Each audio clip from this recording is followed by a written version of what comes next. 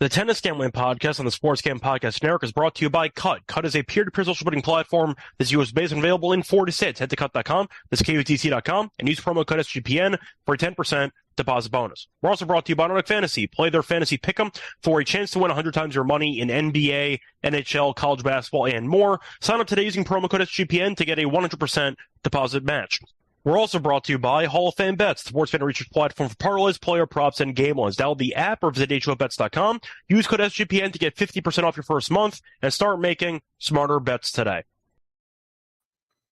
And welcome, everybody, to the Tennis Gambling Podcast here on the Sports Gambling Podcast Network. It is currently early Wednesday morning, roughly 1 a.m. Eastern Time on March 27th. I'm your host, as always, Scott Reichel, once again going solo for this pod. Should be a fun episode because it is time to get into the quarterfinals in Miami. We are going to be talking about all four matches, but there is a slight caveat, a slight issue. We do not have lines on two of the four matches. I don't know why the Alcaraz-Dimitrov match does not have a line. Zverev just beat Khachanov, so that makes sense why the Morozin and Zverev match upcoming does not have any lines. But for whatever reason, the Alcaraz match doesn't either. So because of that, we do have the lines for the Sinner match and for the Medvedev match. We are going to preview the other two, but a reminder that we do not have lines. So we're going to have to speculate and try to figure out where we think the value might lie. Point is, though, for the sake of this episode, they kind of did a unique scheduling operation there with Miami because they decided to divide the quarters up into 2 days. Why, I don't really know, but you have two quarterfinal matches on Wednesday and then two on Thursday, so it is what it is. But either way, the point is we have lines on two matches. We'll talk about those two first, then get into the Thursday matches, then go from there. Before we get into any of the actual recap of the last episode, I do want to remind everybody to like and subscribe on YouTube. Also, a reminder to rate and review the podcast on Spotify or Apple. I believe we're at 99 subscribers right now on YouTube. So, yeah, we're about a month and change in. We're at 99, trying to cross over 100. So hopefully you can help us get there. And then hopefully at some point we get into the thousands. But still, don't forget to like and subscribe on YouTube. And we also have not gotten many reviews recently for the tennis show on Spotify or Apple. So if you are consuming this through an audio only, I'd say platform, then I still recommend, or at least hope, that you rate and review, hopefully 5 stars, but at least, you can be honest about it. Either way, we could use more reviews, so hopefully those end up coming in. Also, a reminder to check out the merch store for the Tennis Gambling Podcast merch. If you do want to support the show, we have shirts, we have mugs, bunch of stuff on the merch store, so check that out. And also a reminder that we are part of the SGPN network. And they have a bunch of shows, all free, obviously, including the tennis show, that's going to really get you all the betting info you need without having to pay for any of that information.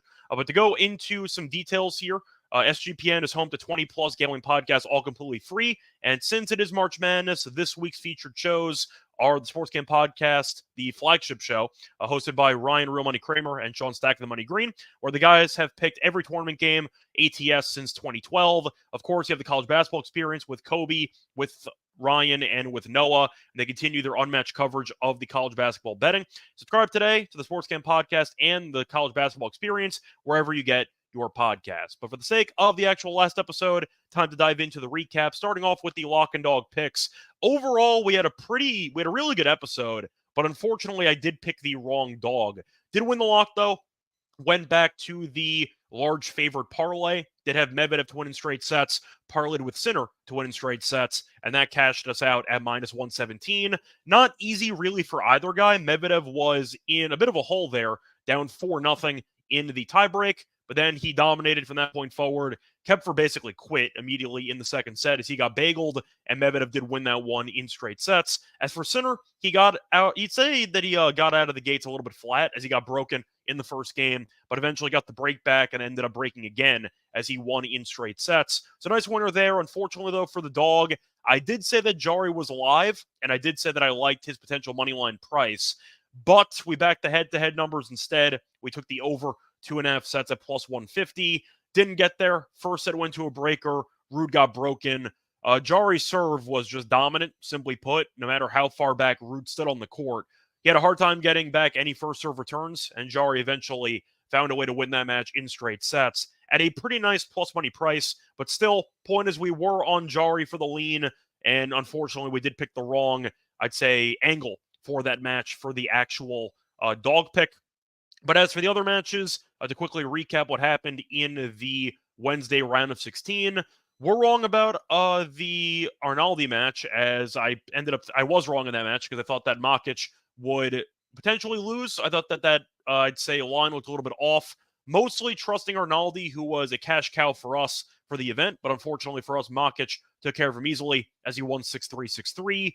Mentioned the Medvedev match already, mentioned the Jari match already, mentioned the Sinner match already. Dimitrov ended up beating Hurkacz, now 5-0 lifetime, and all the matches have been competitive. Hurkacz just can't solve this guy. It seemed like one of the controversial points came when Hurkacz's foot allegedly touched the net, so he had to forfeit the point despite hitting a put-away volley. I think it was the right call. I think Hurkacz's foot did hit the net, but still, point is that was kind of, I don't want to say a turning point, but that was an important moment in the match. But Dimitrov was just a bit more solid, and he eventually won the final set via breaker. But to go through, once again, the head-to-head, it is currently 5-0, and 4 of the 5 matches have gone to a deciding set. Dimitrov's won all of them. So it just seems like Hurkacz just can't get over the finish line against Dimitrov. Alcaraz beat Musetti. Kind of saw that coming. Musetti was in good form, had a nice win against Shelton, but Alcaraz has completely regained his form. He looks incredible, and Alcaraz was able to beat Musetti pretty easily, 6-3, 6-3. Then you had the surprise of the day, to some, not exactly to us. We didn't exactly think that Morozin would win, but we did like him on the games, and we thought that the over 2.5 sets was worth a look. We thought Morozin, who was in great form, really had the game to make life difficult for de Minaur, and he won. It was a weird match in terms of the scoreline. Did win the first set 6-4.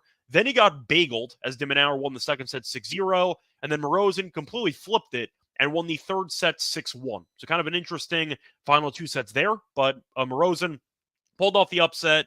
I forgot the exact price he was in that match. I want to say he was around, like, I don't even remember what he was around. Maybe 3-1, give or take. I might be off. You can check the previous podcast. But we did think Morozin was alive, and he ended up getting the job done as he won in 3. And then we thought Zverev would end up beating Khachanov, and he did. I ended up going down a break early in the second set, but came back and won 6-1, 6-4. I like Khachanov. I just thought Zverev was in better form, and I thought Khachanov, despite being in pretty decent form in 2024, it just seems like Zverev's game is a little bit better right now than Khachanov's, and that was the story in the Tuesday match as Zverev beat him in the round of 16. As for any other takeaways there, don't really have much else to talk about for the sake of the round of 16. Do want to mention a quick tweet that was actually posted by Tsitsipas. I'm sure we're all wondering how focused Tsitsipas is on improving his craft because he's had an embarrassing 2024, and we've seen his overall ranking slip, his overall level slip, and Badoza also has not been very good either for their overall results ever since they became a couple. Tsitsipas, though, you might be wondering what he's been up to since losing early in this event to Shapovalov. And he tweeted out in the middle of yesterday afternoon, quote, "We put round pizza in a square box and eat it in triangles." Thanks a lot, Tsitsipas. I appreciate that philosophical view on pizza. Maybe you can work on your actual game and you could not embarrass yourself on the court moving forward, but yeah, at least you're having fun. So anyway, that's kind of my overall segue into some other stuff, but don't really have much more to add. Now it's time to actually preview the quarterfinal matches in Miami, but before we get to any of that, do you want to take a quick word from our sponsors? We're also brought to you by Cut. Cut is a peer-to-peer social betting platform that's US-based and available in 40 states. Peer-to-peer social betting is a new and better way to bet directly against your friends or other users on sports, politics, pop culture, and other events with verifiable outcomes, plus a ton of social features that give it the feel of a betting social network. Cut offers lower vig and fully customizable odds so you can create your own bets. Cut handles the payment side of things, so you never have to worry about chasing down your money. Social features include group chats, betting leaderboards, head-to-head history, user profiles, fan groups, and more. And they also have great rewards. Get cash back every single time you bet against your friends or other users. So download Cut today in the App Store or over at cut.com. That's KUTT, and use promo code SGPN for a 10% deposit bonus. We're also brought to you by Underdog Fantasy. Underdog Fantasy is the place to play fantasy sports because it is the fastest growing fantasy app in the industry. They have great pick'em games. For example, you can pick whether your favorite players will have a higher or lower stat total in their upcoming games. You can win up to 100 times your money in a single night. Pick between 2 and 5 players to build a pick'em entry. And you can also make rivals picks, which pits 2 players against each other. So you can pick which player you think might have more points, for example, in an NBA game. But a reminder that you should also join Underdog Fantasy because they have a lot of very fun markets for tennis. They have, for example, breaks of serve. They have aces. They have a lot of fun tennis options to make matches more interesting, and I recommend you joining the platform in order to take advantage of those opportunities. So sign up today with promo code SGPN to get your first deposit doubled up to $100, as well as an instant pick'em special. Visit UnderdogFantasy.com or find them on the App Store, and don't forget to register with the promo code SGPN to get your first deposit doubled up to $100, as well as an instant pick'em special. Must be 18 plus and present in the state where Underdog Fantasy operates. Terms apply. Concern with your play? Call 1-800-522-4700 or visit www.ncpgambling.org. Welcome back, everyone, to the Tennis Gambling Podcast. Just finished recapping the round of 16 matches that took place on Tuesday. Now it's time to actually preview the quarterfinal matches. A reminder that 2 of the matches will be on Wednesday, and the other 2 will be on Thursday. Unfortunately, do not have lines on those Thursday matches. Still going to talk about them, though, and we're going to start off here with the matches we do have lines on taking place on Wednesday. Starting off with the first match on the schedule, you have a matchup between Sinner and Makic, and for this one, Sinner is obviously a massive favorite.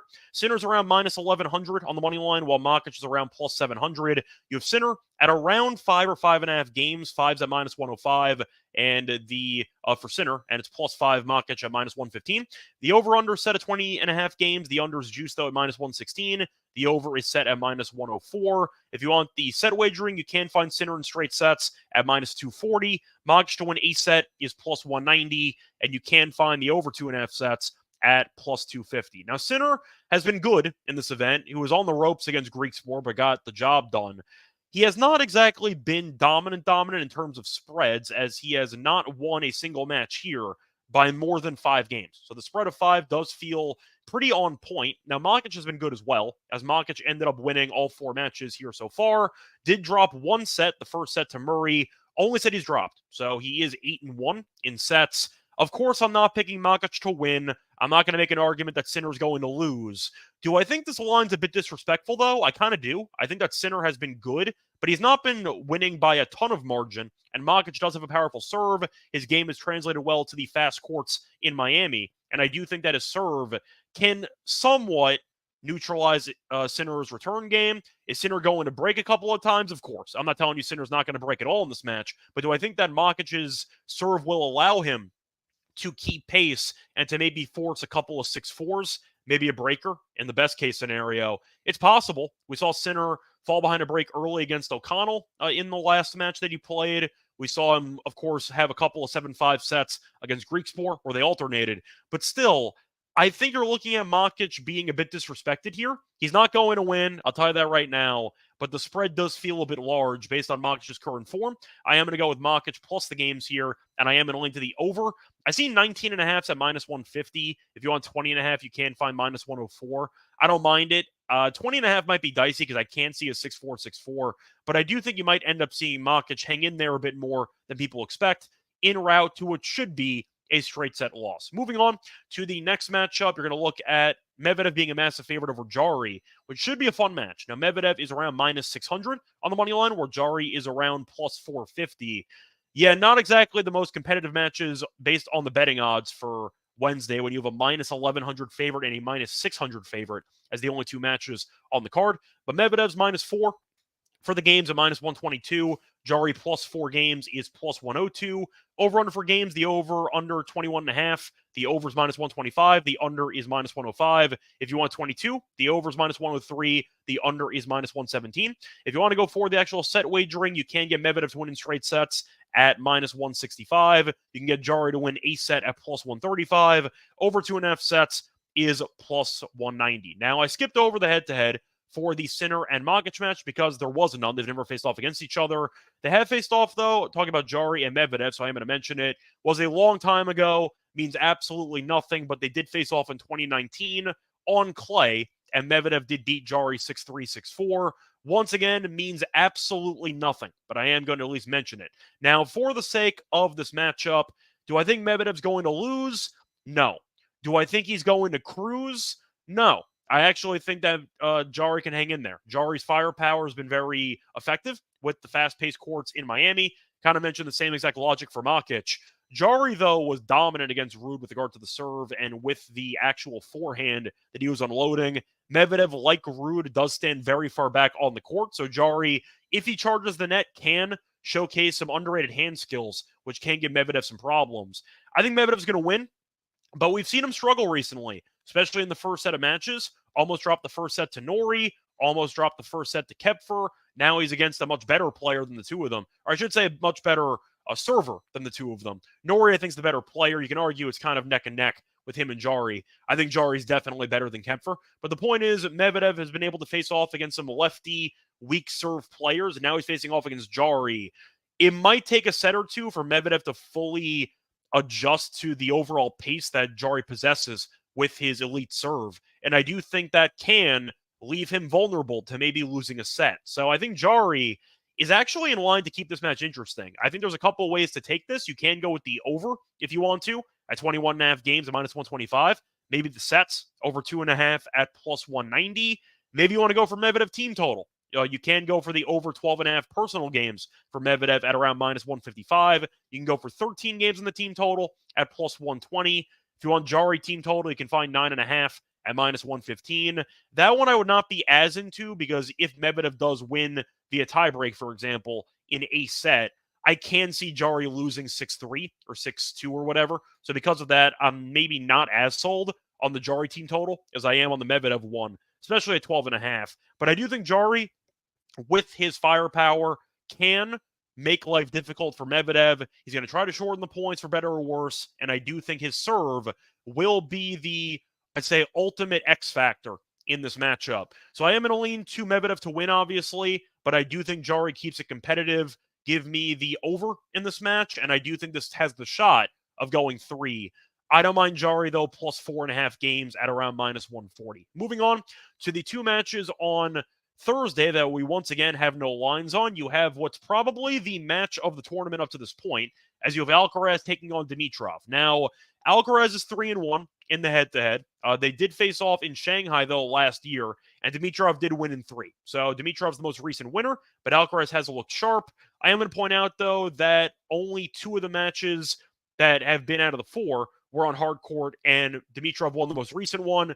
Alcaraz won the first one in Paris back in 2022. So not really much to actually, I'd say, take away from the actual head-to-head meetings. So to mention the actual, I'd say, form of both players, Dimitrov's been good.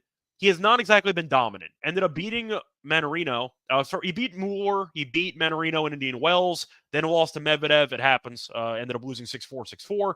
Beat Tabilo in 3 sets in the first round of Miami. Then killed Hoffman 6-1, 6-0. And then ended up winning a war against Hurkacz, which is pretty par for the course based on their head-to-head history. As for Alcaraz, he has been phenomenal. I think he's been the best player here. I know Sinner has not dropped a set yet, but based on, I know he has dropped a set. So Alcaraz definitely has been the best player here.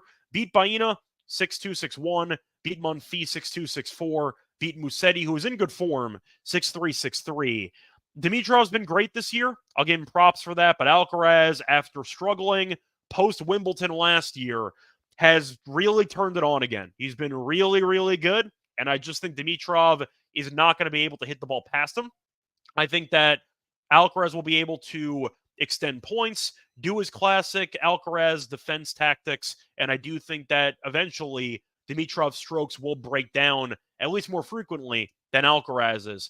But it's really tough to pick against Alcaraz right now. He has regained his form and then some. He looks fantastic, and I have a hard time picking against him. Maybe Dimitrov wins a set when you go 3 sets against the likes of Hurkacz and against the likes of Tabilo. And there is a day off, though, so the 2-hour, 42-minute match against Hurkacz should not affect him physically because there is a day off, so that's not going to be an issue for him. But I just think Alcaraz is too solid. I don't have betting odds, though, so I really have nothing to do with regard to giving out best bets, for example, for this matchup. But I think Alcaraz is going to win, probably in straight sets. Maybe a breaker in there, but I really just can't pick against Alcaraz right now. He looks really dialed in, and that's good enough for me. Moving on to the last matchup, the surprise matchup of the quarters. Zverev being here is not a surprise, but Morozin is. Morozin is the Cinderella remaining in this event. It's either him or Jari, but Jari does have a couple of ATP titles from last year. So I think we'd all agree Morozin's appearance here is more surprising. Now, Zverev will be a decent favorite because, of course, he's a top 5 ranked player. He's not dropped a set yet, beat Felix in straight sets, beat Eubanks in straight sets, and beat Khachanov in straight sets on a Tuesday night. As for Morozin, he's only dropped one set, beat Kovacevic 6-3, 6-2, killed Rune 6-1, 6-1, beat Papiron 7-5, 6-3, and then ended up beating de Minaur in the Tuesday match in 3 sets. So, for the sake of this matchup, I think Zverev will be a decent favorite. I think you can argue the value might be on Morozin. Now, do I think he's going to win this match? I do not. I think Zverev's going to win. I think the road is going to end here. There's no head-to-head data, so I can't really draw from anything. But I do think that Zverev is just in better form. Morozin has played really good tennis, but Zverev has beaten some good competition in straight sets. Felix, I'm not saying is a good player at this point in his career, or at least based on his current form. He's been better recently, but still not exactly good. Beat him in straight sets, and you're going through the actual opponents. Beating Khachanov 6-1, 6-4 is pretty impressive. I think Zverev's in great form. Can Morozin win a set? Sure. Do I think he's going to win the match? No. So I think that Zverev's going to win. Maybe you can consider an over, or maybe Morozin plus the games, but at the end of the day, I think Zverev will be too solid. I think that his form has been really tough to ignore in this event. And even Eubanks, who I'm not a big fan of, the serve is still dangerous in Miami. So he's beaten some good servers, beaten some good players, and Morozin, I don't want to say at a weak path because we know Rune is a good player based on ranking. We know he's a head case, but Kovacevic is okay at best. Papiron's fine. But the point is, I do think that Zverev has faced off against better competition. I know de Minaur is still a very good win for Morozin, but Zverev has been consistently dominant against really just overall good players. And I think that based on that, Zverev will get the job done, as I think he wins potentially in a competitive 2 sets or in 3 sets. That's going to wrap it up, though, for the actual preview of the quarterfinals. Now it's time to get into the lock and dog picks for the show. But before we get into any of that, do want to take a quick word once again from our sponsors. We're also brought to you by Hall of Fame Bets. Win bigger betting smarter this NBA season with Hall of Fame Bets. Sports Analytics platform for parlays, player props, and game lines. Research every NBA and soccer bet with historical stats and data. Enter any parlay idea into Hall of Fame Bets' revolutionary parlay optimizer tool to get hit rates broken down by leg, as well as an expected probability for the entire parlay. Sort all players by hit rate for any bet to learn which players are hot and which picks have value. Stop betting in the dark and join over 30,000 users researching with Hall of Fame Bets to craft more intelligent, data-driven parlays. Download the app or visit HOPENY.com. Use code SGPN to get 50% off your first month today. Start researching, start winning with Hall of Fame Bets. Welcome back, everyone, to the Tennis Gambling Podcast. Just finished previewing the quarterfinal matches in Miami. Now it is time for the lock and dog picks. A reminder, we do not have lines on the Thursday matches, so I could not pick anything for lock and dog, options with those 2 matches. So because of that, we are kind of forced to pick between 2 matches, and I do think that we found a couple of plays that have some value to it. For my lock, I did shop around. I am going to go back to that Sinner and Makic match. I am going to hold my nose and fade Sinner. I'm going to take Makic plus the 5.5 at -140, shop around. But Sinner's been good, not overly dominant in this event. He has not covered this spread in each of his last 4 matches, including the matchup that he lost against Alcaraz in Indian Wells. So I don't know if I could actually use that, but still, the point is each of the first 3 matches here in Miami, Sinner has won, but not covered. He's landed on 5 a couple of times, so I actually do want the extra half at -140. And Makic has been good. He's only dropped 1 set here in 4 matches combined. So 8-1 in sets for Makic. I'm not picking him to win a set against Sinner, but I do think his serve can maybe force a breaker, maybe force a couple of close sets. But 5.5 games based on Sinner's current form in Miami just feels a little bit large, and I do think that Makic's current form is still being slept on. I'm not picking him to win, but I think that he can keep it close. He might lose 6-4, 6-3. Maybe 6-4, 6-4. Good enough for me. That's a cover. Give me Makic plus 5.5 at -140 as my lock. For my dog, I am going to go to a bit of a niche play in the Jarry and Medvedev match. I mentioned it might be close. I mentioned that I might like the over. I am going to go to a pretty nice over price in the first set. I am going to go with the over 10.5 games in the first set at plus 200. Couple reasons for it. Medvedev's actually been involved in a couple of marathon first sets recently because 3 of Medvedev's last 4 matches have had at least 12 games in the first set, including each of his last 2 matches in Miami, 7-5 against Norrie and 7-6 against Kempfer. So I do think that you might end up seeing Medvedev struggle early on with his returning, and Jarry has been involved in a lot of first set marathons as well, because each of Jarry's first 3 matches in Miami have had a tiebreaker in the first set. So both guys check off the box of having long first sets. I think Jarry's serve can give Medvedev problems, especially based on how far back Medvedev stands with his returning position. And I do think that Medvedev's a good server as well. We know Jarry has own forced error issues, but I do think over 10.5 games at plus 200 when both guys have been involved in a lot of long sets recently in Miami. I like the price a lot. If you want to go for breaker, you can. It would not shock me, though, if it landed 7-5, because I know that we have seen a couple of 7-5 sets for both guys recently. But for me, give me the over in the first set. I think there's some value on it, and I am going to take it at a 2-1 price. So once again, my picks for the show, the lock's going to be on Makic. Hold my nose there and take the +5 against Sinner at -140. For my dog, though, I am going to go with the Jarry and Medvedev first set over 10.5 games at plus 200. That's going to wrap it up for this episode. A reminder, next episode we'll cover the semifinals in Miami, but you have quarterfinal matches on Thursday, so we are going to be not recording on Wednesday. We're going to have a day off. So just a reminder there for the schedule. Other than that, though, find me on Twitter at Reichel Radio, as you can see here. Find me on the NBA show, the MLB show. MLB starts in about a day or 2, so keep an eye out for that. I will be on the MLB show a couple of times per week. And until next time, good luck to all of you and all of your bets. Bye, everyone.